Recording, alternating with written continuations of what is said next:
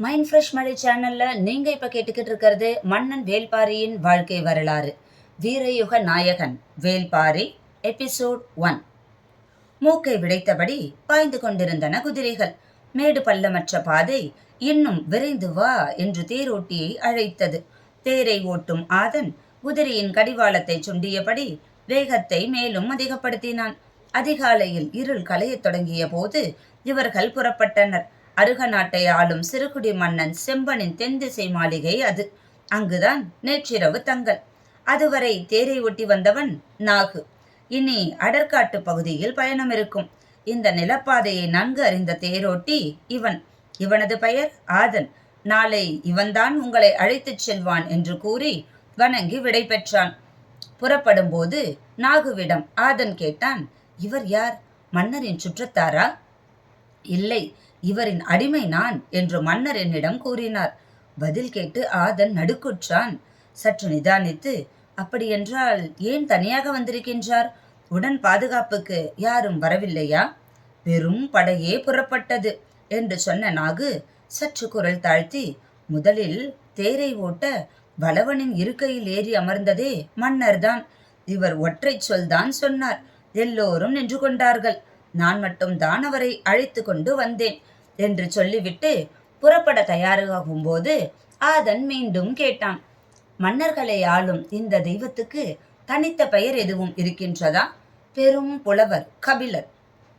ஆதன் இரவு முழுவதும் தூங்கவில்லை. பதற்றத்திலேயே இருந்தான். பொழுது விடிந்தது. தூக்கமின்மையை காட்டிக்கொள்ளாமல் உற்சாகமாக குதிரையை பூட்டி தேரை தயார் செய்தான். மாளிகையிலிருந்து கபிலர் வெளியேறி வந்தார். நரை முழுமை கொள்ளாத தாடி, வேந்தனை போல தலைமுடியை உச்சியில் முடிச்சிட்டு சிறுகோள் ஒன்றை செருகியிருந்தார். பேரறிவின் இருமாப்பு கண்ணொளியில் மின்னியது. பார்த்ததும் நெடுஞ்சான் கிடையாக விழுந்து வணங்கினான் ஆதன். அவரது வாழ்த்துச் சொல் காதில் கேட்க எழுந்து திரும்பிய போது அவர் குதிரையின் கழுத்தை தடவிக்கொண்டிருந்தார். குதிரைகள் புதிய மனிதர்களை தொடவிடாது. ஆனாலும் தேரில் பூட்டப்பட்டிருந்ததால் ஓரளவுக்கு மேல் அதனால் விலகவோ முகத்தை திருப்பவோ முடியவில்லை. மயிலும் குதிரையும் தனது மொத்த அழகையும் நீண்டு திருப்பும் கழுத்தில் வைத்திருக்கின்றது என்று சொன்னவர் சிரித்த முகத்தோடு தேரில் ஏறினார். ஆதன் மிக திறமையான தேரோட்டி. பயணத்தின் அதிர்வு பசுந்தூள் மெத்தையை கடந்து உடலில் உணர முடியாதபடி தேரை செலுத்துவான். அவன் நினைத்ததை விட வேகமாகவே வேட்டுவன் பாறைக்கு வந்துவிட்டான். அருகில் வந்ததும் வேகத்தை குறைக்க கடிவாளத்தை இழுத்து நிறுத்தினான். கடிவாளத்தில் இருக்கும் பூன் எழுப்பிய பூலோக ஒளி தனித்து மேலெழும்பியது. தலை தூக்கி பார்த்தார் கபிலர். எதிரில் இரு சிறு குன்றுகள், அதற்கு பின்னால் அடுக்கடுக்காக மலைத்தொடர்கள். அதன் உச்சி மென் மேகத்துக்குள் மறைந்திருந்தது. மேலெழும்பிய உலோக ஒளி மலையோடு மறைந்தது. ஐயா, இதுதான் பச்சை மலைத்தொடரின் முன்னால் இருக்கும் வேட்டுவன் பாறை. இந்த வழியாகத்தான் பாரியின் பரம்பு மலைக்கு போக வேண்டும் என்று கேள்விப்பட்டிருக்கின்றேன். கபிலர் வண்டியை விட்டு கீழே இறங்கி பார்த்தார். கண்ணு கெட்டும் தூரம் வரை மலை விரிந்து கிடந்தது.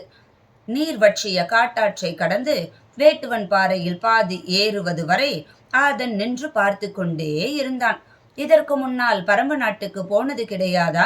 பாதை எவ்வளவு தூரம் இருக்கும்? துணைக்கு யாராவது வருவார்களா? போய் சேர எத்தனை நாட்களாகும் என எதுவும் தெரியாது. தன்னந்தனியாக எந்த தைரியத்தில் இந்த அடர் வனத்துக்குள் இவர் போய்கொண்டிருக்கின்றார்? ஆதனுக்கு வியப்பு குறையவே இல்லை. வேறு வழியின்றி அந்த இடத்தை விட்டு புறப்பட்டான். உச்சி வெயிலிலும் ஈரக்காற்று வீசியது. குன்றின் சரிவில் போய்கொண்டிருந்த பாதை சற்று வளைந்து மேல் நோக்கி ஏறியது. பாறையிலிருந்து சரிந்து கிடக்கும் வேர்கள் கைப்பிடிக்க வாகாக இருந்தன. கபிலர் வேரை இறுக பிடித்து விசை கொடுத்து மேலேறிய போது தனக்கு வயதாகிவிட்டதை உணர்ந்தார். உடல் வேர்த்தது. மூச்சு வாங்கியது. நடையின் வேகத்தை சற்றே குறைக்கலாமா என்று யோசிக்கையில் கால்கள் நின்று கொண்டுதான் இருந்தன. சிறிது இலைப்பாரி மீண்டும் நடந்தார்.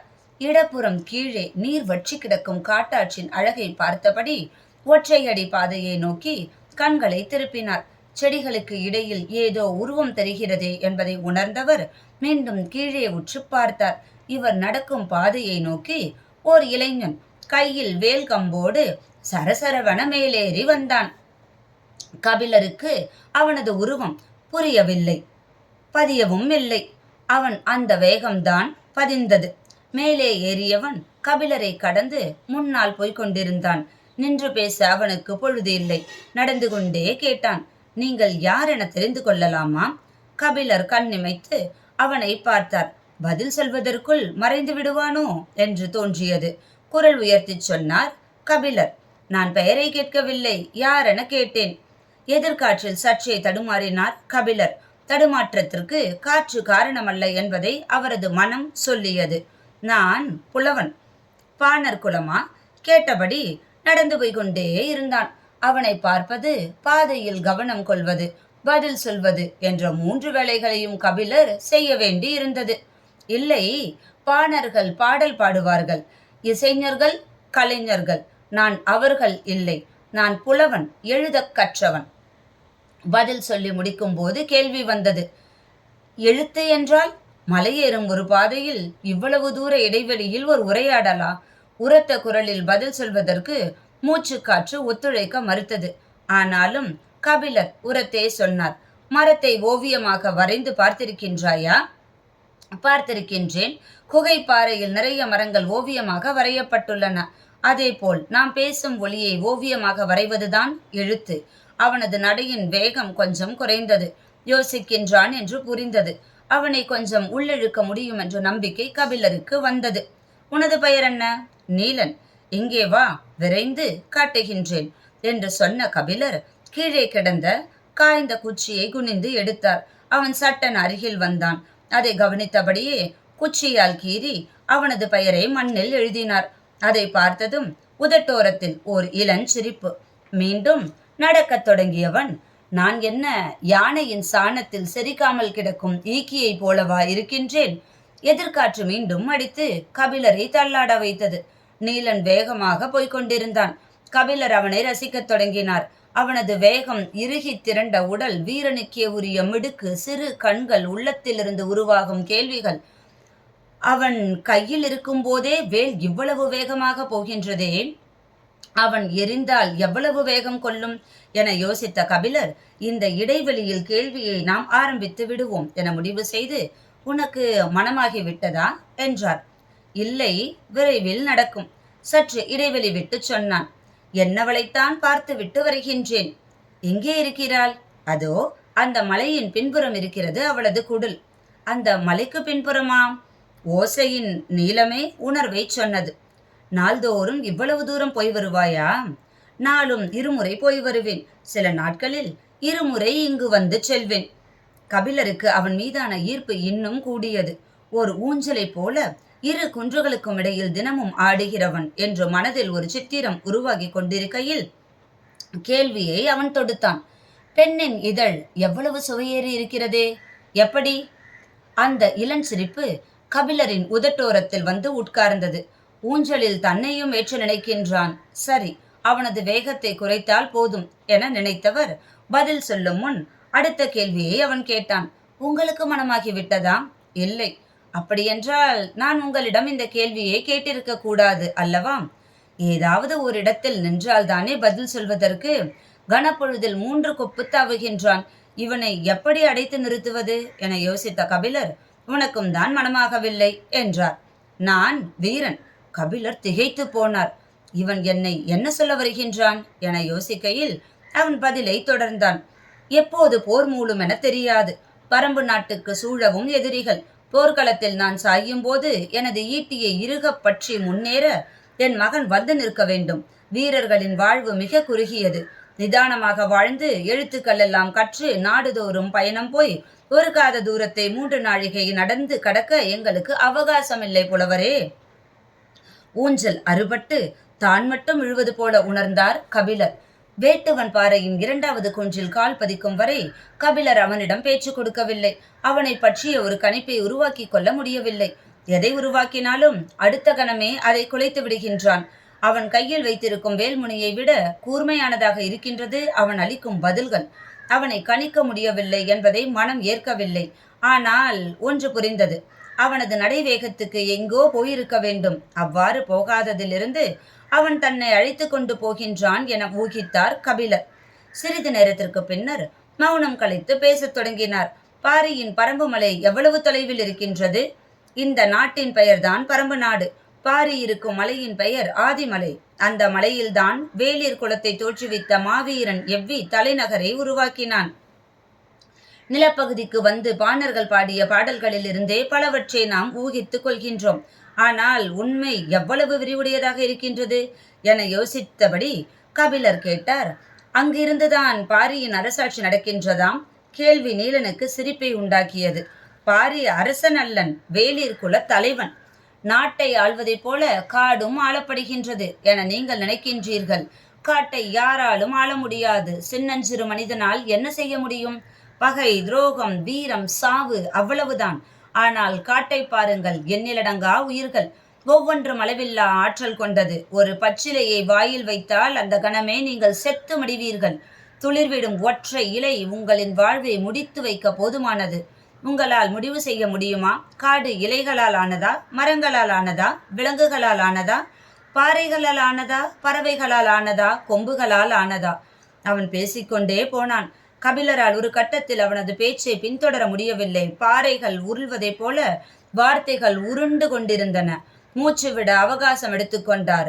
அவர் நின்று விட்டதை உணர்ந்த அவன் திரும்பி பார்த்து சொன்னான், எங்களின் பாதங்கள் மண்ணை பிடித்து நடந்து பழகியவை. சமவெளியில் வாழும் உங்களின் பாதங்கள் மண்ணில் தேய்ந்து நடந்து பழகியவை. பாதடியை கழட்டிவிட்டு பாதத்தை முன்னெடுத்து வையுங்கள். பற்களை போல விரல்களுக்கும் கவ்வி பிடிக்க தெரியும். இத்தனை ஆண்டுகளுக்கு பிறகு தனக்கு ஒருவன் நடைபயில சொல்லிக் கொடுக்கின்றான். இளம் பருவத்தில் இப்படித்தான் ஏமாற்றி நடை பழக்கினார்களா? சிறூர் மன்னன், முதுகுடி மன்னன், குறுநில மன்னன், சேர, சோழ, பாண்டிய மூவேந்தர்கள், கல்வியில் சிறந்த சான்றோர்கள், அறவோர், எட்டி பட்டம் சூடிய பெருங்குடி வணிகர்கள் என எத்தனையோ பேரோடு கழிந்து போன இந்த காலங்களில் மொழியும் அறிவும் என்னுள் எப்போதும் நிலை கொண்டது. ஆனால் ஒருபோதும் எனது தாயின் நினைவு தோன்றியது இல்லை. கனப்பொழுதில் என்னை எனது தாயின் மடியில் கொண்டு போய் சேர்த்து விட்டானே, முன்னால் போகும் இவன் யார்? கபிலர் ஒருவித உணர்ச்சி மேலிட்டவராக பாதடியை கழட்டிவிட்டு அவனை நோக்கி நடந்தார். அவன் குன்றின் உச்சியை அடைந்து அவரது வருகைக்காக காத்திருந்தான். அவர் மூச்சு வாங்கியபடி உச்சியை நெருங்கினார். எதிரில் பெரும் மலைத்தொடரின் அடுக்குகள் தெரிந்தன. நீலன் சொன்னான், முதல் அடுக்குக்கு காரமலை என்று பெயர். அதன் மேல் நின்று பார்த்தால் 3ஆம் அடுக்கை பார்க்க முடியும். அதுதான் ஆதிமலை. உச்சிக்கு வந்ததும் அதுவரை இல்லாத வேகத்தோடு காற்று வந்து அவரை தள்ளியது. உடலை சற்று திருப்பி காற்றின் வேகத்துக்கு ஈடு கொடுத்து நின்றபடி எதிர் திசையை பார்த்தார். நீண்டு கிடக்கும் மலைத்தொடர் தனது இரு கரங்களையும் விரித்து அவரை அழைப்பது போல இருந்தது. நீலன் சரிவில் இறங்கத் தொடங்கினான்.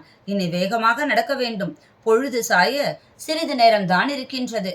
மலையின் விளிம்பை சூரியன் கடந்துவிட்டால் ஒரு பனை தூரத்தை கடப்பதற்குள் இருள் நம்மை அடைத்துவிடும். அதன் பிறகு நீங்கள் நடப்பது கடினம். விரைவில் வாருங்கள் என்று சொல்லியபடி தாவிச் சரிந்தான். கபிலர் வேகமாக இறங்கத் தொடங்கினார். அவன் நடக்கவில்லை, தாவி கடந்து கொண்டிருக்கின்றான் என்பதை பார்த்தவாறு சிறு புதர்களை விலக்கி வேகமாக நடக்க முயன்று கொண்டிருந்தார். ஏறும்போது முன்னால் செல்பவன் எவ்வளவு உயரம் போனாலும் ஆளை பார்த்துவிட முடியும். இறங்கும்போது அப்படியல்ல. அங்கொன்றும் இங்கொன்றுமாக அவனது உருவம் மறைந்து தெரிந்தது. பேச்சு கொடுத்தால் மட்டுமே அவனை பின்தொடர முடியும் என்பதை உணர்ந்த கபிலர் கவனமாக நடந்தபடி கேட்டார். காடுகள் கொம்புகளால் ஆனதா என்று எப்படி கேட்டாய் என்றார். கொம்புகள் என்றால் விலங்குகளின் கொம்புகள் என்று நினைத்து விட்டீர்களா? நான் மரங்களின் கொம்புகளை சொன்னேன். கபிலருக்கு விளங்கவில்லை. கழுத்தை நீட்டி பார்த்தார். அவன் எந்த புதரை தாண்டி போய்க் கொண்டிருக்கின்றான் என தெரியவில்லை. சத்தமாக குரல் கொடுத்தார். கொப்புகளைத்தான் கொம்புகள் என்று சொல்கின்றாயாம்? இல்லை, நாங்கள் மரத்தின் வேர்களை மரக்கொம்புகள் என்றுதான் சொல்வோம். மரம் மேல் நோக்கி வளர்வது அல்ல, கீழ் நோக்கி வளர்வது. இறுகிய மண்ணையும் கரும் பாறையும் தனது கொம்புகளால் பிளந்து கொண்டு அது உள் செல்கின்றது. மரத்தின் முழு ஆற்றலும் அதன் கொம்புகளில் தான் இருக்கின்றது. உடலை விட நீளமானவை அதன் கொம்புகள். தான் கற்றவற்றை ஒருவன் தலைகீழாக புரட்டி போட்டுக் கொண்டிருக்கின்றான் என தோன்றிய போது முன்வைத்த வலது கால் இடறியது. சிறு பாறையில் பாதம் நழுவி சரிந்தது. பக்கத்தில் இருந்த செடியை பிடித்து கீழே விழுந்து விடாமல் என்றார் கபிலர். காலிடறி கற்கள் உருளும் சத்தம் கேட்டதும் நீலன் வேகமாக மேலேறி வந்தான். பக்கத்தில் இருந்த வேம்பின் மீது கை சாய்த்து நின்றார் கபிலர். சிறிது நேரம் உட்காருங்கள் என்று சொன்னவன் பாதங்களை உள்ளங்கையால் பிடித்து தசைகளை இழுத்து விட்டான். அவரது முகத்தை பார்த்தபடி நடக்கலாமா என்றான். கொஞ்சம் பொறுப்பா என்பது போல அவரது பார்வை இறைஞ்சியது. கிடைத்த வாய்ப்பை பயன்படுத்தி தன்னை ஆசுவாசப்படுத்திக் கொண்டார். வேப்பம் பூக்களை சுற்றிலும் உதிர்ந்து கிடந்தன. பூக்களை எடுத்து உள்ளங்கையில் வைத்து உற்று பார்த்தார். மூச்சு காற்றில் பூக்கள் அசைந்தன. பேச்சு கொடுத்தால் உட்கார்ந்திருக்கும் நேரத்தை சற்று நீட்டிக்கலாம் என யோசித்த கபிலர், வேப்பம்பூ யாருக்கு உரியது தெரியுமா என்றார். சிற்றெரும்புக்கு உரியது. கபிலர் பதற்றமடைந்தார். நான் அதை கேட்கவில்லை, வேப்பம்பூ மாலை யார் சுடுவதற்கு உரியது தெரியுமா என்று கேட்டுவிட்டு ஏதாவது பதிலை சொல்லி விடுவானோ என்ற பதற்றத்தில் அவரே பதிலையும் சொன்னார். பாண்டிய மன்னனுக்கு உரியது. சரி, அப்படியே நடக்க தொடங்குங்கள், நான் அருகிருந்து அழைத்துச் செல்கின்றேன் என்றான். கபிலரும் நடக்கத் தொடங்கினார்.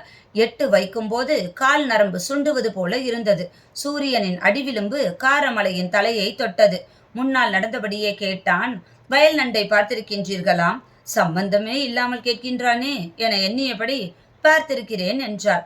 வயல் நண்டின் கண்கள் வேப்பம்பூவை போலத்தான் இருக்கும். உங்கள் பாண்டியன் வயல் நண்டை மாலையாக அணிந்து கொள்வானா? கேட்டபடி நமட்டு சிரிப்போடு 4-8 முன்தாவிச் சென்றான். கபிலர் திடுக்கிட்டார். பெரும் வேந்தனை சாதாரண வீரன் ஒருவன் இவ்வளவு தாழ்த்தி தன்னிடம் பேசுகின்றானே, இதை கேட்டுக்கொண்டிருப்பது அறமல்ல என்று தோன்றியது. இந்த எண்ணம் முழுமையடையும் முன்னர் அவருக்குள் இருந்த கவிஞன் விழித்துக்கொண்டு வெளியில் வந்தான். என்ன அழகான ஒரு உவமை! கன நேரத்தில் எப்படி இவ்வளவு பொருத்தமான ஒரு ஒப்பீட்டை செய்தான்? காதலுக்குள் சூழ் கொண்டு கிடக்கின்ற ஒருவனுக்கு உவமைகள் வராதா என்ன? மனதில் எண்ணங்கள் ஓடிக்கொண்டிருக்க கபிலர் கேட்டார், வயல் நண்டின் கண்கள் தான் அப்படி இருக்குமாம், கடல் நண்டின் கண்கள் அப்படி இருக்காதா? எனக்கு தெரியாது, நான் கடலை பார்த்தது இல்லை. ஆனால் நீரும் நிலமும் மாறுபடுகையில் வடிவமும் மாறுபடத்தான் செய்யும். மனிதனாக பிறந்த ஒவ்வொருவனும் கடலை பார்க்க வேண்டும். ஏன்? அது அவ்வளவு விரிந்து பறந்து அளவற்றது. முன்னால் போய்கொண்டிருந்த நீலன் சட்டென திரும்பி கபிலரை நேர்கொண்டு பார்த்து கேட்டான், எங்கள் பாரியின் கருணையை விடவா? கபிலர் மனதுக்குள் சுருங்கிப் போனார்.